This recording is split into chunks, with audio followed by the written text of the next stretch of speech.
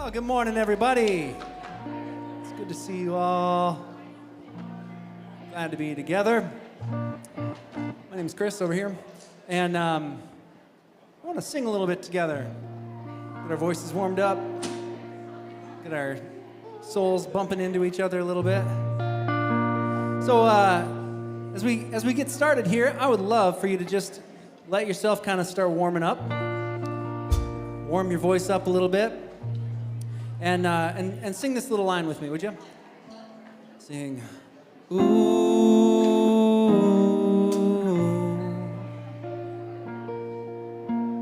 ooh,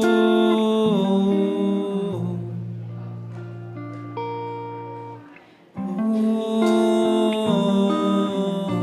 You can sing that whole song.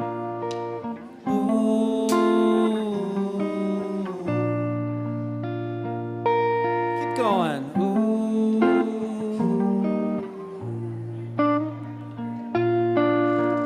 Ooh. Yeah, just like that. Ooh. Yeah, we'll just keep singing that.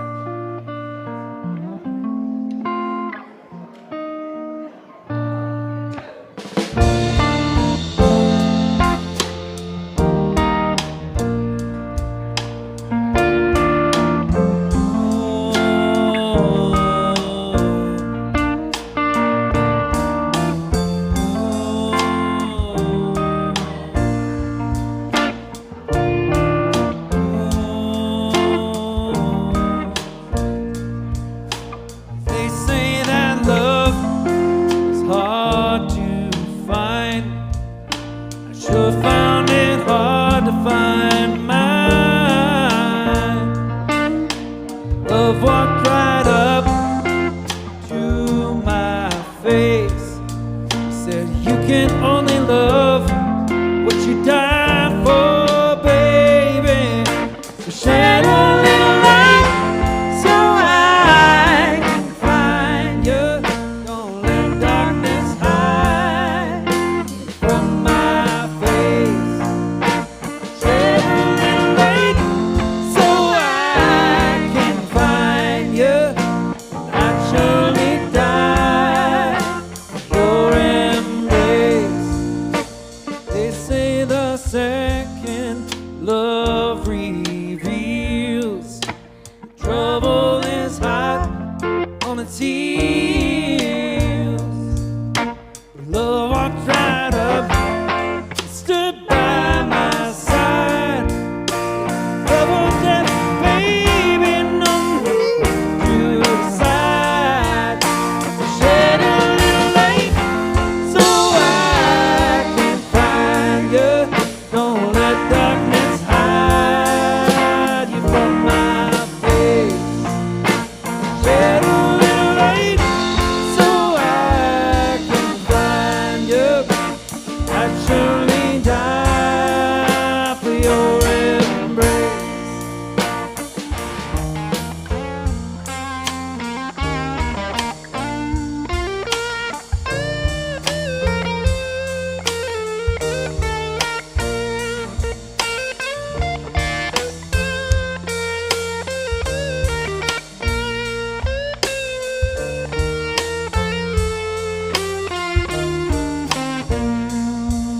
They'll shed a little light so I can find you.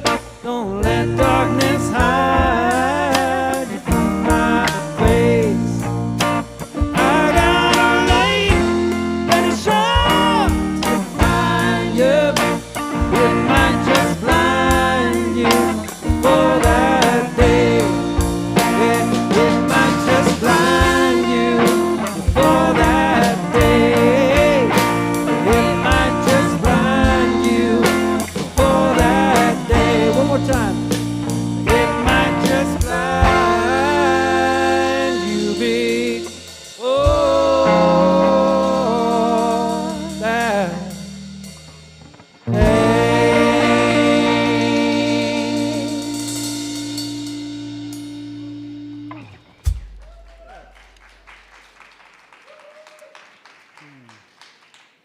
Well, I don't know about you, but it's easy to just let yourself kind of just drift from one place to the next, at least for me, kind of like, what do I got to do at the next place? What do you got to do? What do you got to do? And so a lot of times what we like to do is to just let ourselves kind of get centered. So I'd encourage you to take a nice deep breath. And actually this time, if you would, stand up. This next song we're going to sing is a little bit more of a mellow, kind of feel it out. If you want to do some hippie dancing or something, that's great. But just like what I would hope is that as we start wondering about this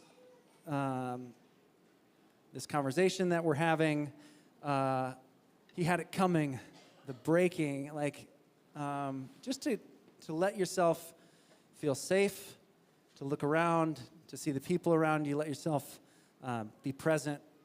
Okay, take a couple deep breaths. If you want to sing, you want to move, you want to sit, whatever you want to do is fine. But it's harder to get you guys up than it is to get you down. So I figured that was probably the smart move there.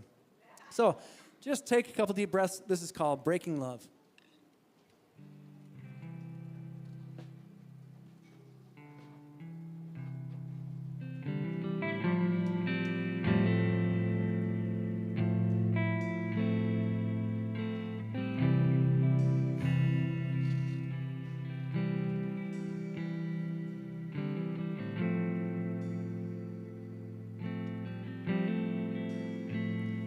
You and I have a history before mine starts.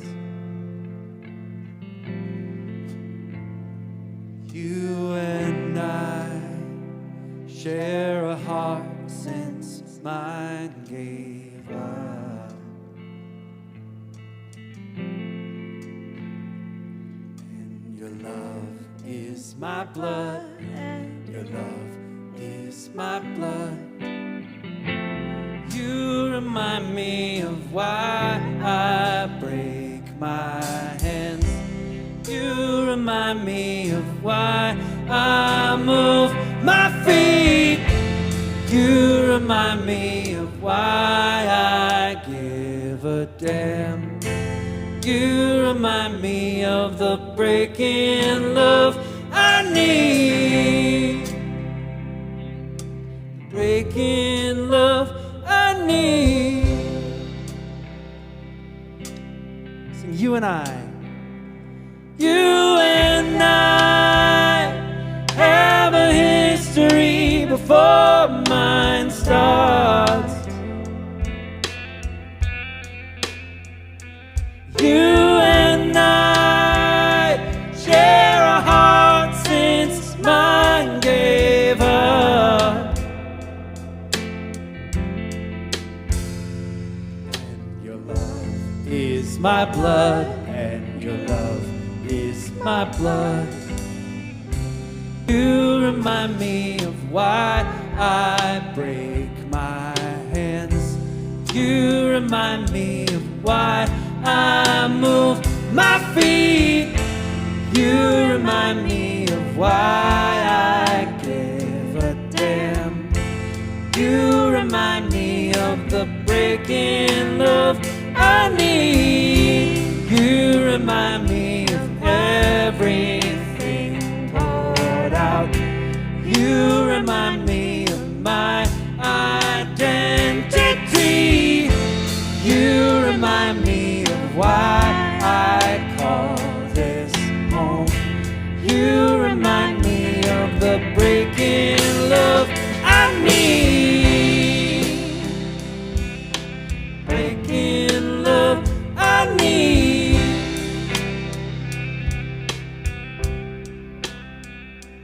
You and I have a history before mine starts. You and I share a heart since mine gave up.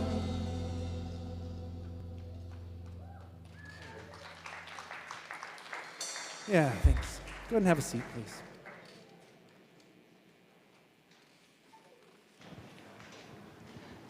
Good morning, Fabric. I'm Maya, and I just love being here every Sunday morning with you all, especially on this springy day.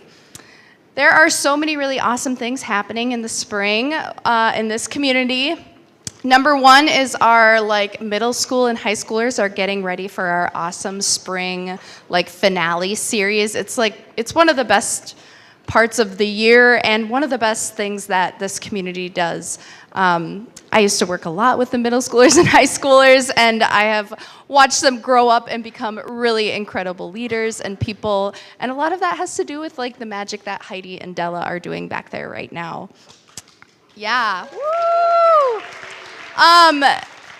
There's also a What's Up with Fabric meeting happening today at 4:30 at Wild Minds.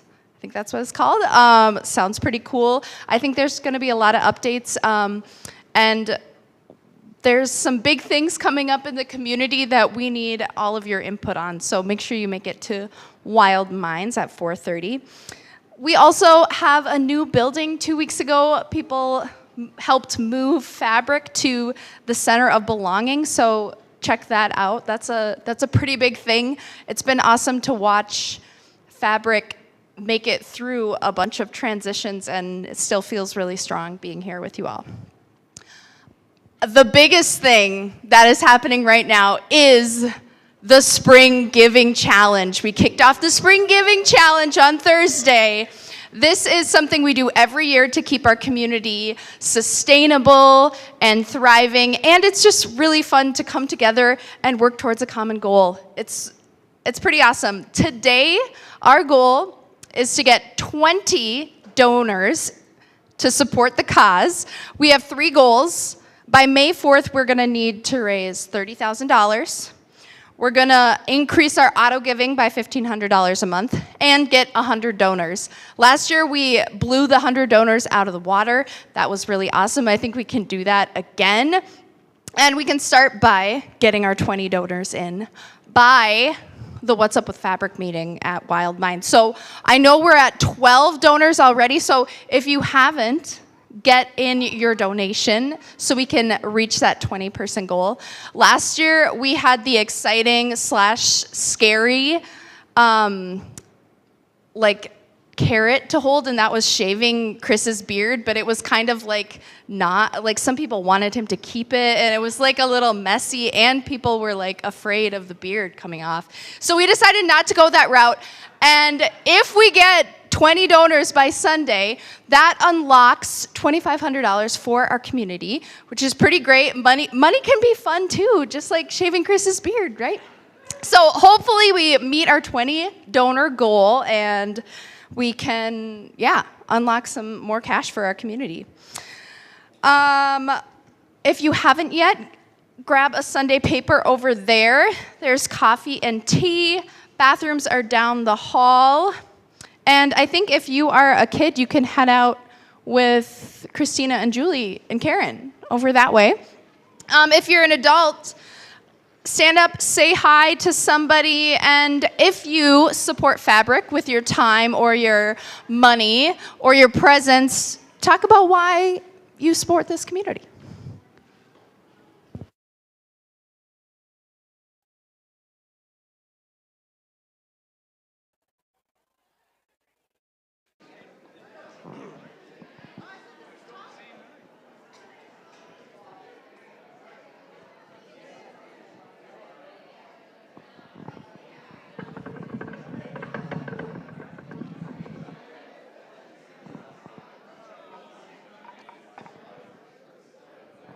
Good morning, good morning. Thanks for being here. Hi. Thanks for being here online. It's good to see you. We hope that, the stream is going well, that you're comfy wherever you are, whether you're watching live. Good morning, good morning. Whether you're watching live at home or watching this later today, Sunday the 13th of April, 2025, or in some future month or year. Thanks for watching. It's good to be here, good to have your presence, and today we are in week 2 of the He Had It Coming series, and we are talking about Maundy Thursday, and the day when the first communion happened and the day when foot washing happened. And so today we're going to do a hand washing in a little bit. Not to give away the punchline to you online, but just know that's happening. And if you want to be a part of the fun and games, if you're in the Twin Cities, we'd love to have you in person. It's always better when you're here. Thanks for being here today. Bye.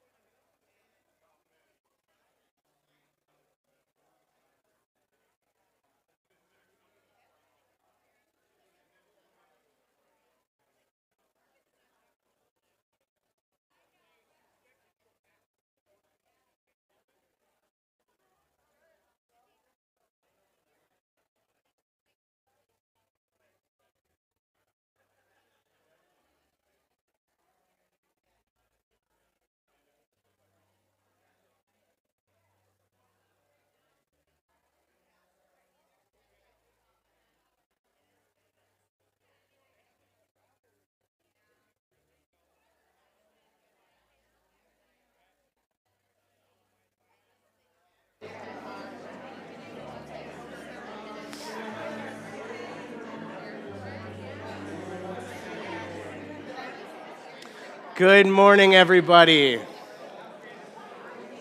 Thanks for being here. It is always fun to hear the buzz in the room.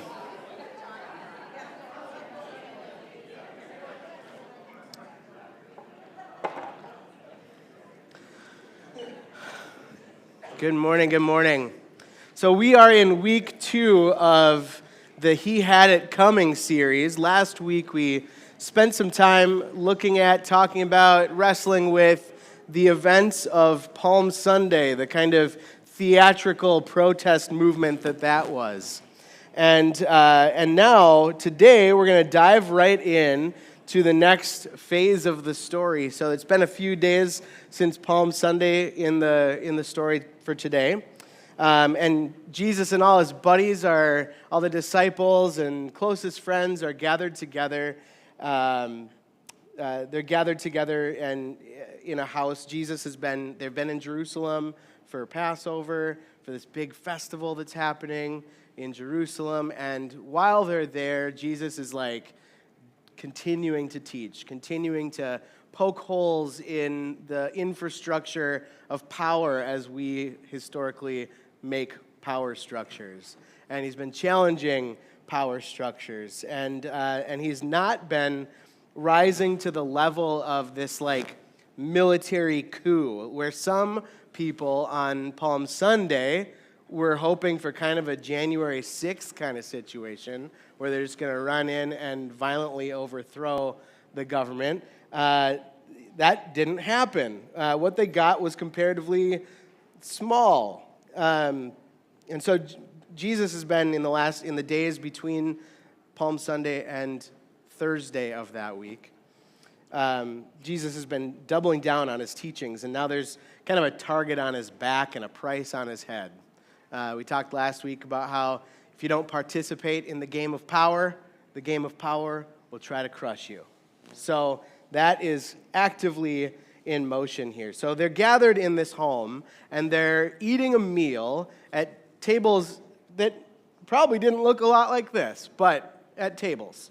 The room, just imagine like the room smells of warmth and food, and friends are gathered together and chatting and maybe laughing a little bit, but at the same time, the room is filled with something other than just the smells of dirty people and warm, delicious food.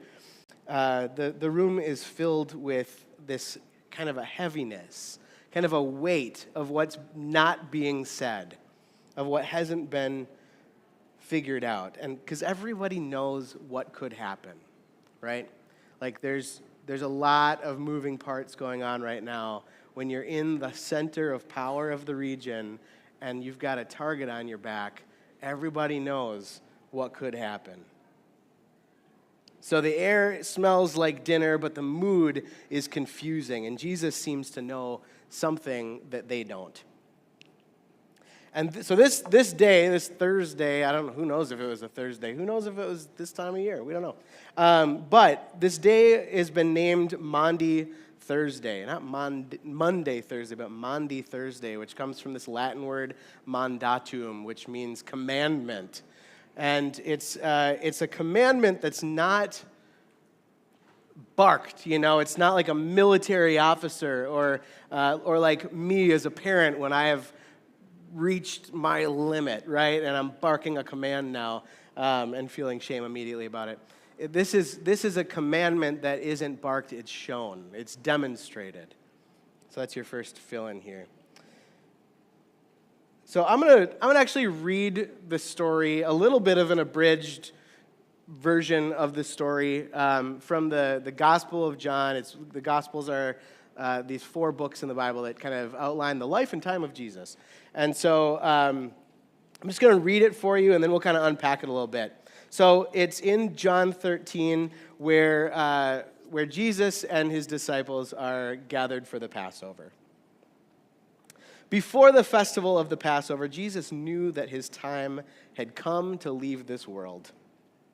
Jesus and his disciples were sharing an evening meal, and temptation had already provoked Judas, one of Jesus' disciples, to betray Jesus. Jesus knew that God had given everything into his hands and that he had come from God and would return to God. So he got up from the table and took off his clothes, took off his robes. Picking up a linen towel, he tied it around his waist. And then he poured the water into a wash basin and began to wash the disciples' feet, drying them with the towel that he was wearing. When Jesus came to Simon Peter, Peter said to him, "Lord, are you going to wash my feet?" "With great disgust," he said. Jesus replied, "You don't understand what I'm doing now, but you will understand later." "No," Peter said. "Gross. You will not wash my feet. You will never wash my feet. It's not your job." Jesus replied, "Unless I wash you, you won't have a place with me." Simon Peter said, "Then Jesus, not only my feet, but also my hands and my head. If you're going to give me a bath, give me a bath." Jesus responded, "Those who have bathed need only to have their feet washed, because they are completely clean." After he washed the disciples' feet, he put on his robes and he returned to his place at the table. He said to them, "Do you know what I've done for you? You call me teacher and Lord, and you speak correctly because I am. If I, your Lord and teacher, have washed your feet, you too must wash each other's feet. I have given you an example. Just as I have done, you also must do." So that's kind of the condensed version of this story, where Jesus is doing this thing. They are not sure what to make of it. And kind of challenge him on it, and he says, no, I'm being for real. What I've been talking about, this like way of loving, this ethic of serving each other and kind of upending power structures where you think somebody else ought to be doing this, washing your feet or cooking your meals or whatever kind of care and love you want to fill in the blank here. It's all of ours to do. It's yours to do too. And I've set an example. I think oftentimes when you hear this story told in settings kind of like this, we often hear about like this humility, that what Jesus was doing was showing humility, and it's kind of left at that, right? It's just he's being humble. And an entire hymn books are written about the humility of this moment. But I think it's more than that. I don't think what he was doing is just humble. I think what he was doing was revolutionary and super subversive, just like what he was doing on Palm Sunday, which was this like political theater, upending structures. I think what he was doing was revolutionary. I think what he was doing is doubling down on his entire way of being. I think what he was saying is that tangible acts of love, gentle, tangible acts of love that defies norms and power structures and expectations is worth doing. And so throughout this story, obviously, like Simon Peter, one of the disciples, doesn't get what's going on. Judas has already been like, he's already decided, no, Jesus isn't doing what I expected him to do, and he betrays him. So where we're not going to spend a lot of time this week is that like Judas betrayed him, left this night when they're having the dinner. Judas left and went and got soldiers from the Roman Empire and had Jesus arrested. So this is the last supper.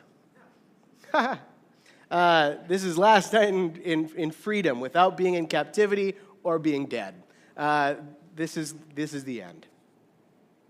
But throughout these stories, in this one, in so many of the other stories from the Bible about Jesus, the disciples just don't get it. They don't know what's happening. They don't know what he's talking about.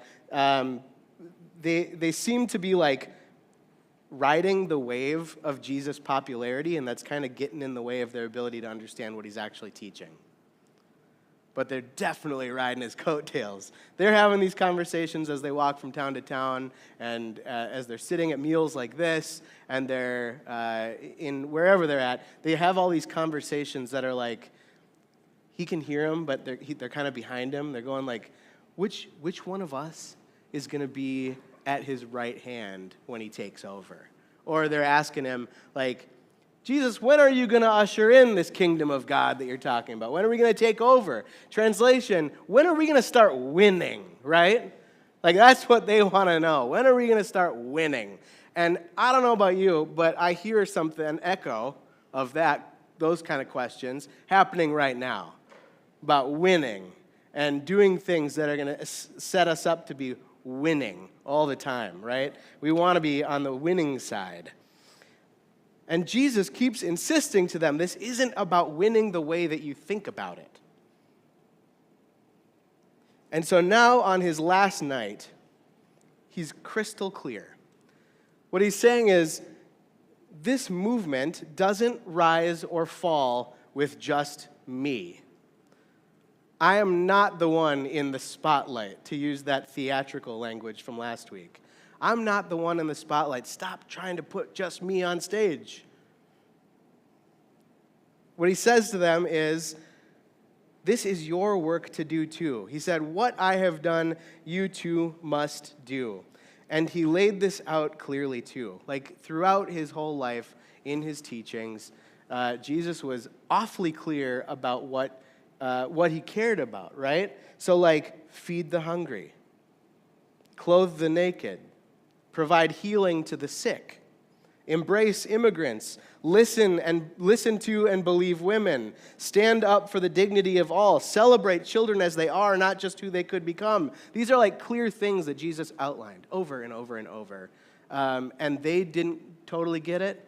And by and large, the church today still doesn't get it, right? Like how many places when you talk about clothing the naked, feeding the hungry, embracing the immigrant, lift up the voices of women and queer folks. I mean, this is the stuff that Jesus was doing and talked about, but the church today often doesn't leave a lot of room for that, right? None of what he taught was comforting, and a lot of it was really, really destabilizing to even the closest people around him. And it's why so much of this stuff isn't heavily invested in or valued still today, right? Like, they're like, wait, seriously? Like, the work of setting people free and the work of liberation, that's not just your job? You want us to do it? I think this is where our theme for these 3 weeks, He Had It Coming, comes into play. He kept doubling down on this subversion. He kept doubling down on this sort of upending of power as we create it. And so whatever happened to him, he had it coming. I think we treat tender gentleness and love, like really tangible, gentle love, like it's this soft thing, like it's this sentimental, safe kind of thing. But washing feet, today that's gross, and we wear socks and closed-toed shoes. Like, that's a step too far. Washing feet is disgusting. It's unsettling. And what he's doing is crossing lines, not just of like what's sanitary, but also like what's culturally acceptable, right? Like he's crossing boundaries of like class and comfort and expectations and all of it. So he literally like strips down to nothing, puts a towel around his waist, and plays the part of what they thought would be this like lowest of the low caste, you know, in their society, and he's just crossing all sorts of boundaries. Real love, tangible acts of love, of embodied love, of mutual love, is massively subversive, and it dismantles hierarchy. Real, tangible acts of love has the power to dismantle hierarchies. Love says that no one, this way of loving says that no one is above serving, and no one is too unworthy to receive love either. Like, by virtue of being human, we give love and we receive it. We give care and we receive it. Both.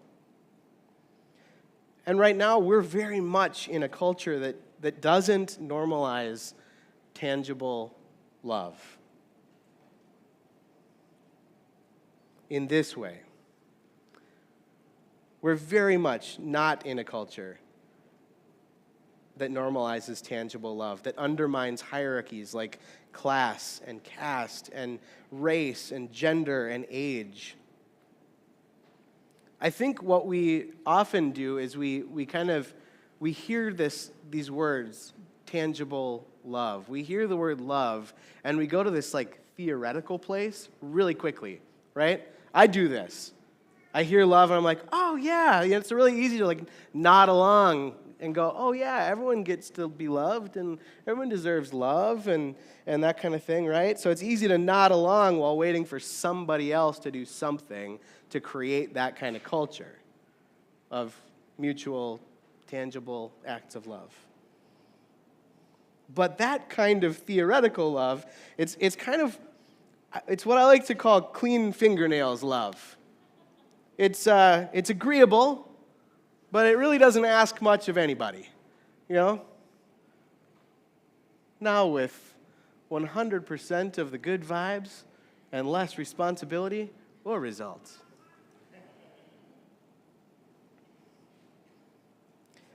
But what happens on Maundy Thursday, this act of like just sitting together and eating together and washing feet and like literally doing tangible acts of love.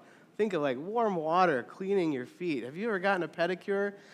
I have before, and it was like initially the most uncomfortable thing, like taking my socks off in like the middle of the summer, and like, but then holy cow, does that feel good, right?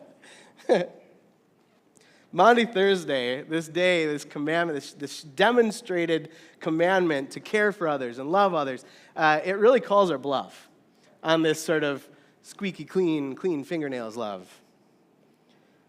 Because Jesus says, if you've seen me do it, then you too should do it. And not someday, now. Not some other time. This is how institutions, I think, this actual caring for others, this serving others, serving each other, is how institutions and people movements become more than just the sum of their parts, right? It's how they grow bigger than the one figurehead that gets put on the spotlight and then crushed by power structures, right? Not through branding or charisma, but through everybody getting their fingernails dirty, getting their feet dirty, getting in it. And the reality is that not everybody can handle this kind of thing, right? Not everyone can handle this. I mean, in this story, Judas has already been like, nope, I'm good. Peter, his right-hand person, is like, no, you're not washing my feet. That's no. And then Jesus says, yes, I am. He's like, well, okay, fine, then give me a whole bath. And like, not everyone can handle this. Maybe people then couldn't handle it because Jesus didn't become the revolutionary that they had hoped for. Or maybe because the vision of shared responsibility was just too hard or didn't feel like it was impactful enough, right? I look around at things that are happening right now, and what I want is not just for like tables to be turned and like, I want an entire reordering. Right? From the way things are going right now. I want an entire reordering. And I want someone else to do it. Because I want to be able to keep my fingernails clean. The hard reality is that, like, what Jesus was up to, like this Jesus movement, really, it wasn't for everybody. And it still isn't. It's not always glamorous, and it doesn't always win in the ways that we want, right? It gets rejected. The Jesus movement gets rejected. It gets co-opted. It even gets weaponized. I know some of you in this room, myself included, have experienced the ways that the Jesus of it all gets weaponized against people. The institutional church owes many of you an apology. But that doesn't make it, I don't want to throw the whole thing out. I think that the integrity of the vision still stands. Like what I often hear, Heidi today is going to be talking with the kids about God's big vision of love for the world and how that gets expressed in just eating together and looking each other in the eye and being together. I think this vision with integrity still stands. This kind of tangible love, serving each other, looking each other in the eye, embracing one another in the ways that we're able, will set things in motion.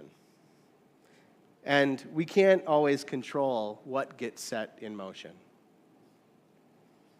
I think I've been thinking a lot as I've been approaching this series.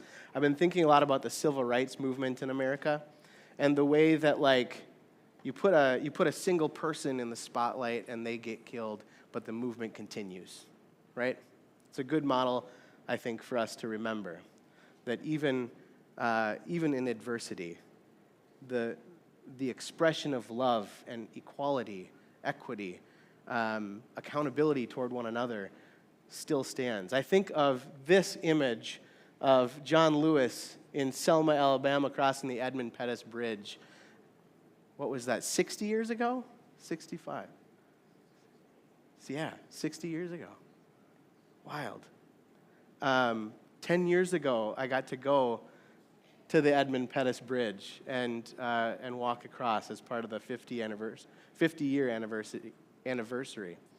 And it was incredible to look at just the simplicity. This is just a bridge in a little southern town. John Lewis didn't have news cameras at his beck and call.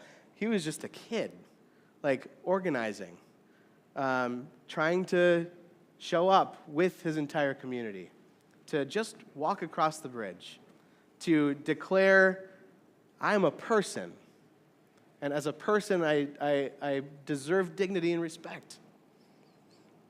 He didn't have the cameras on call, but what he did have was conviction, and what he had was integrity. And when the police dogs were set free on him, and they brought him down to the ground, and hoses were being sprayed on him, and all the people, fire hoses were being sprayed, and they were just getting really hurt.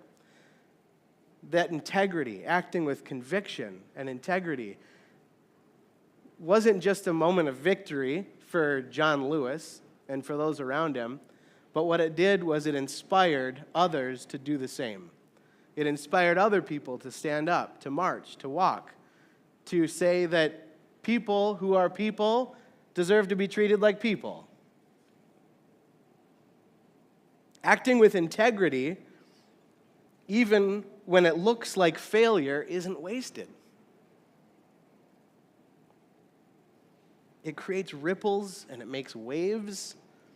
It exposes what needs to be seen, and sometimes, hopefully more often than not, it inspires others to stand where we've fallen. Like, you might feel like the thing that you're pouring your energy and life into, the thing that you feel conviction about, you might feel like it's dying, it's being crushed, it's whatever you feel about it. But if it's honest, if it's loving, then it's not wasted. And more than enough, it's a seed, right? It's that drop that could create a ripple. And so there are these moments where ritual can kind of help us to embody some of this, to experience, to practice in a way that's easy, to practice where it's easy, these tangible acts of love and service.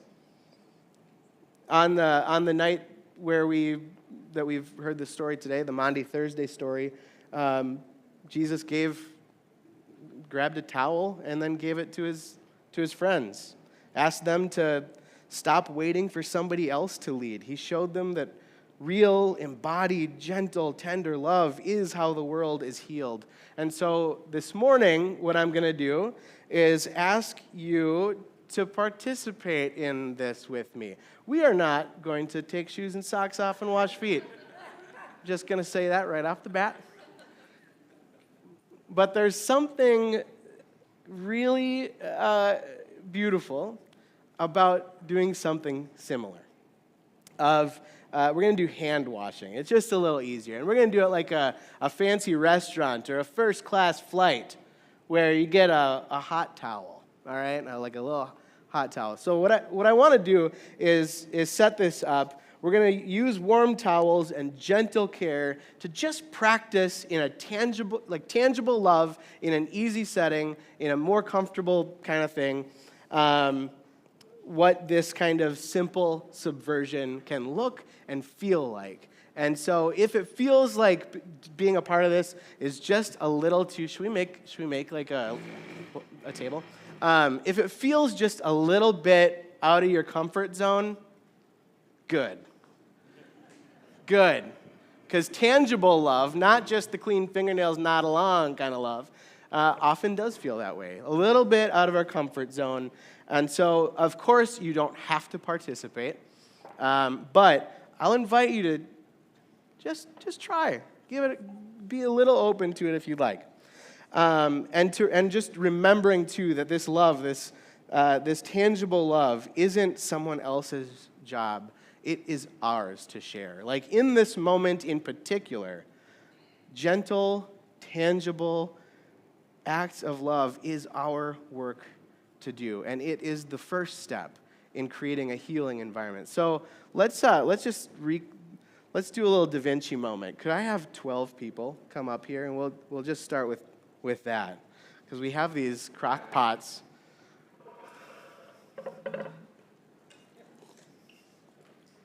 All right, let's set this up. So come on to this side, because the Last Supper, I think they went to a restaurant or something and said, table for 26, but only 13 chairs.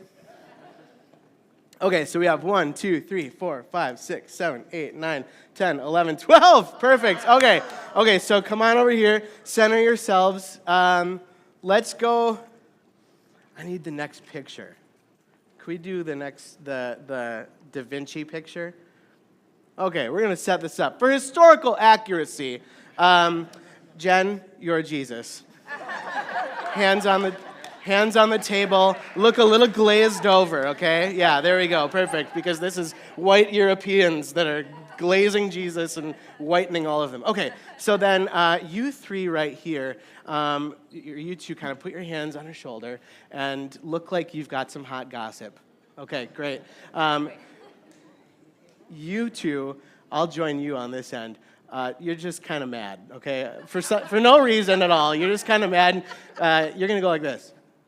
Yeah, okay, great. Okay, and then over here, you three are heads together discussing something really important related to the fish on the table. Okay, and then you three are, you're like, why are we on the end? So just kind of look a little dejected, okay? Great. I'm going to come over here. I'm going to go like this. I'm going to be with Bjorn. Chris, take our picture.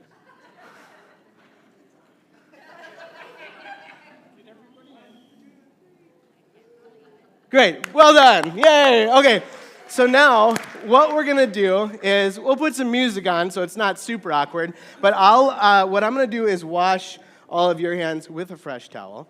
And then after I wash your hands, I'm gonna throw the used hand washing towel into these bins over here. I'm gonna invite you to grab another one. So once your hands have been washed, grab a fresh one, and anybody can come up. So this is totally participation by invitation. You can opt in or opt out. But come up to any one of these folks and just take a moment and feel the warmth on your hands. Feel how good it feels. It's a little vulnerable, yeah? But let's do this. So let's pop up some music and we'll do a little hand washing. Jen, you're first. Jesus.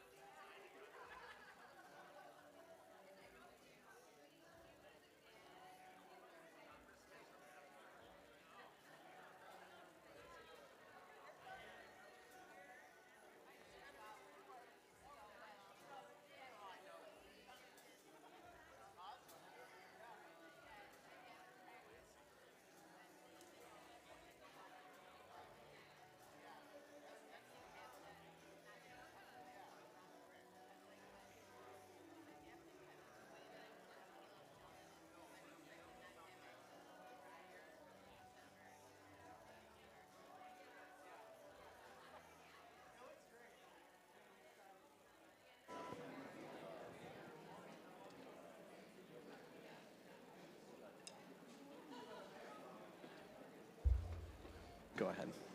All right. Well, if you would, as you're finding your way back to your seats, you can find those white baskets in the aisles.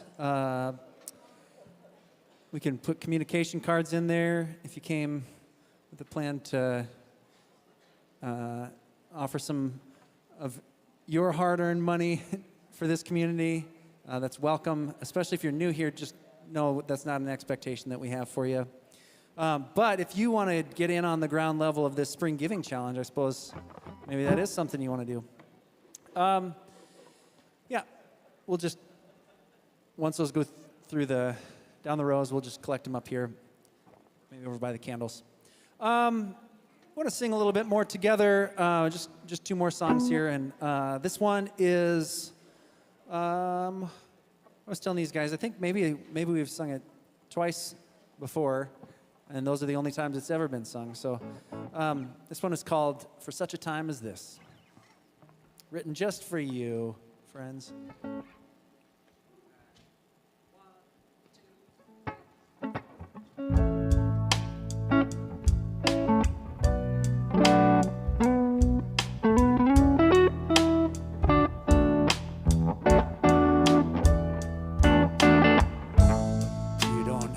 To be afraid.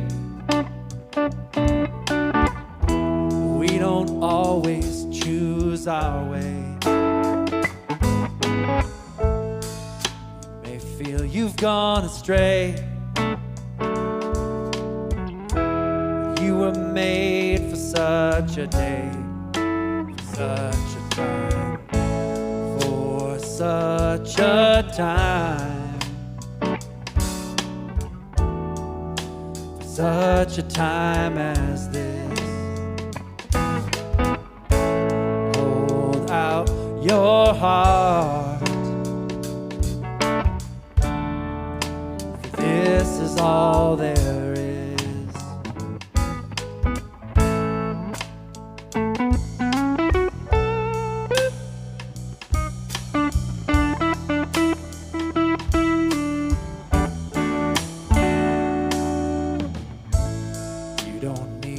Feel the blame. If you're afraid, there is no shame. It can seem a hopeless place, but hold that tiny flame. Such a time, for such a time. You try singing this? Such a time as this. Hold out your heart. This is all there is. Face to the wild, where all things grow. Steals your breath, all you can't know. The gaping wild, where all things grow, steals your breath. Somehow all you know, for such a time, such a time as this. Hold out your heart. This is all there is. For such a time, for such a time as this. Hold out your heart. For this is all there is. For such a time as this.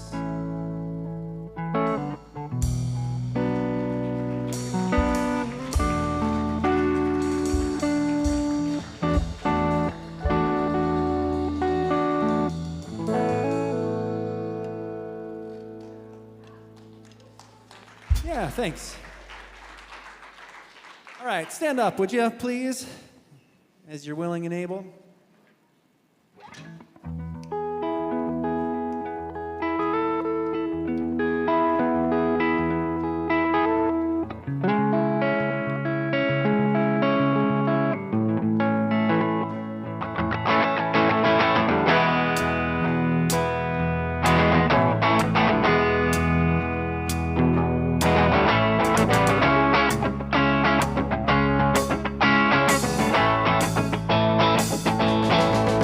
There were moments of dreams I was offered to say I live less like a workhorse and more like a slave. I thought that one quick moment that was noble or brave would be worth the most of my life. So I pointed my fingers, shouted a few quotes I knew, as if something that's written should be taken as true. And every path I had taken and conclusion I drew would put truth back under the knife. Now the only piece of advice that continues to help anyone that's making anything new only breaks something else. When my time comes, when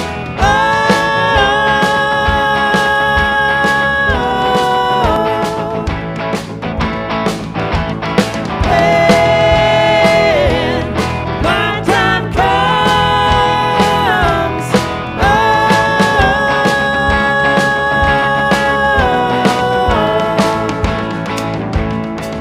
so I took what I wanted, put it out of my reach. I wanted to pay for my successes with all my defeats.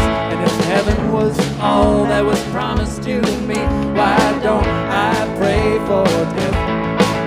Now it seems like the unraveling has started too soon, and I'm sleeping in hallways and I'm drinking perfume.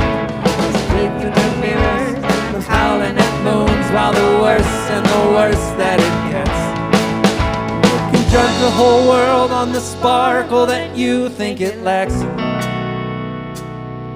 Yes, you can stare into the abyss, but it's staring right back. When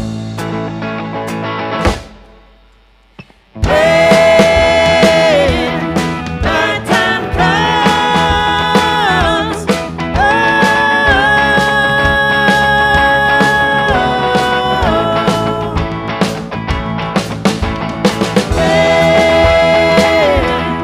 my time comes,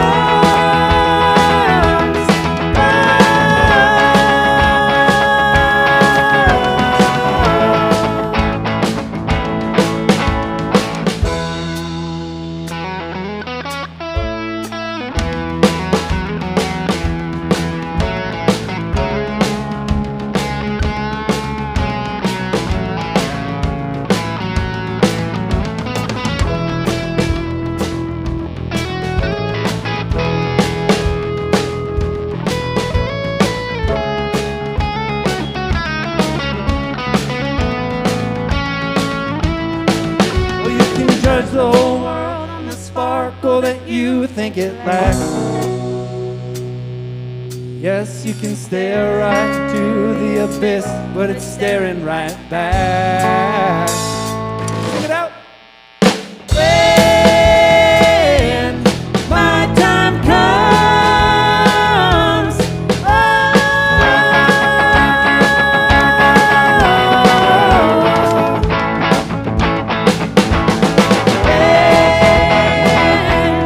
when my time comes,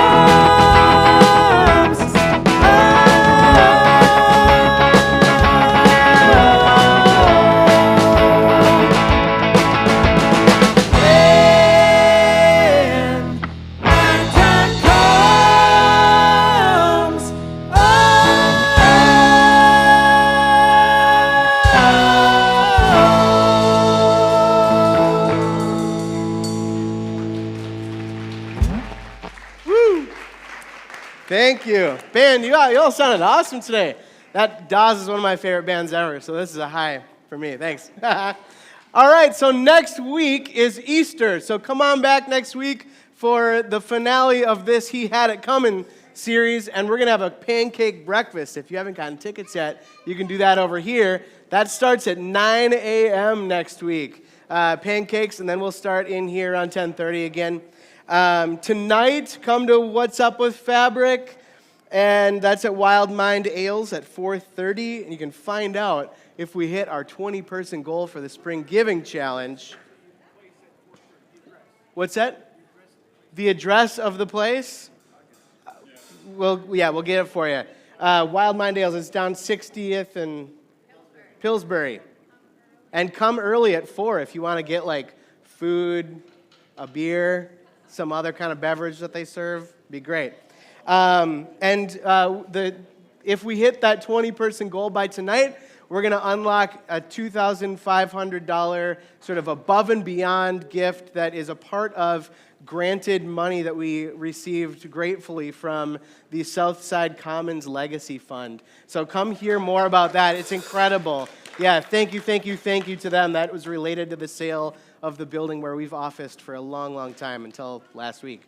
Come learn more about that tonight. We're going to talk about the whole breadth of that gift and what we're going to be doing with that related to like marketing and stuff like that. We need your help with it. So come tonight. That's at 4:30 or earlier if you come early.